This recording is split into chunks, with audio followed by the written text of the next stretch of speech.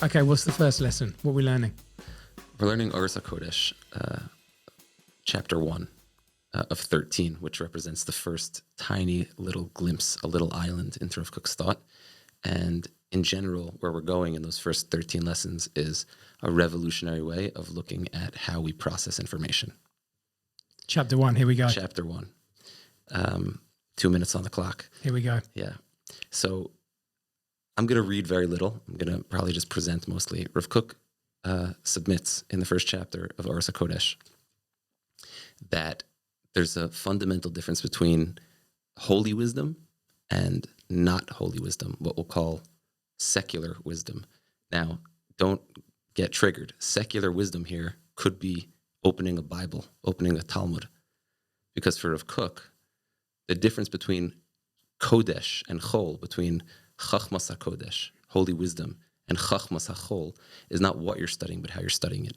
Oh, it's not the material, it's your approach. It's an approach. Okay, I mean, that's broadly saying. It's easier to study Torah, let's say, than mathematics in a holy way, because it's just in your face. You know, you're talking about these holy themes, but it's not a guarantee. So Rav Kook says that the difference between holy wisdom, Kodesh, and Chol, which means devoid, Chol meaning devoid of this holiness, is, are you processing information or is it leading to transformation? And that's not just like a cute little way of remembering it, although it's helpful. Information versus transformation. So the first piece, which Rav Kook did not title himself, is called 𝗵𝗞cie HaKodesh, which means holy wisdom, which has the capacity to poel, to act upon you. It's transformative in some way. Got it. So if I'm studying Rambam, Maimonides, who was a Jewish philosopher, and I'm studying it in a way where it's, oh, that's a nice piece of information, that's a nice nugget of a factoid, that's not holy wisdom. And if I'm studying... even though it's from the Rambam, even though it's from the Rambam, fundamentally holy. Who is a fundamentally holy person. Mm-hmm. And even if I'm studying something which is, let's say, not fundamentally unholy, because that would be difficult, if not impossible, to transform into something that would be positively transformative. If I'm studying something which is not classically seen as a holy text, like a science book or a history book, but I'm doing it in such a way where my main agenda is to transform myself through this text in some way, then it becomes fundamentally kadosh. That's a very different approach, because that's not about the text, it's about you.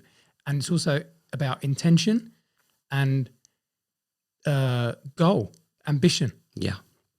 What does he say? So obviously, again, that's like the shock value of what Rav Kook is saying. But obviously, as I said before, it's easier to connect to holy wisdom when you're studying a holy text that was written by a holy person that's presenting wisdom, which is divine, ultimately. It doesn't change the nature of the text itself. It's kadosh by itself because of you could say the approach of the person writing it, whether it be the Rambam or anyone. But you the text learning is holy, it. Yeah. What you're doing, though. Your process. Yeah. Are you processing something in a way that is holy and therefore transformative, or is this just more information? So there's a more than subtle hint here that Rav Kook, from what you're saying to me, Rav Kook is saying, enter into the realm of kadosh in order to become bigger, better. We'll probably have to define what that means, but it basically is saying this word transform. Yeah. Become different. Yeah, I'm going to quote from, not from Rav Kook, but certainly a text that Rav Kook was familiar with, the Ramak, Rav Moshe Cordovero, who was one of the Kabbalists who... In Tzfat, who in some ways preceded the Arizal and in some ways was superseded by the Arizal, his system, the Arizal system. But nevertheless, the Ramak is obviously a very important text, and his Sefer 𝗵𝗣ecie HaRimonim, which is quoted by the Shla Kadosh and other great thinkers, he compares the Torah, which I guess if we're going to superimpose that onto the way Rav Kook is looking at 𝗵𝗞cie HaKodesh, is that he gives a comparison. He says, learning Torah is similar to the difference between taking medicine, actually, imbibing this medicine. Ingesting or imbibing, if it's a pill or if it's a drink, depending on what it is, versus like reading the bottle. That's the example. If you read the bottle, it's like, I know what this does.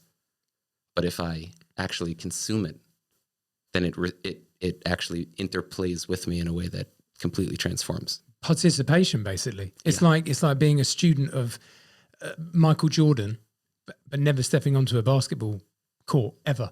Right, you got to put it into some sort of practice to see how it all relates to actual. But even before you start acting, even before you start moving, even before you start in some way attempting to play out this wisdom, it happens when you're sitting with the book. It's an orientation towards the text, or an orientation towards the person that you're talking to or listening to. If you're having a conversation with somebody or you're sitting in a lecture, the question is, do I want this to positively affect me and move me to transform me?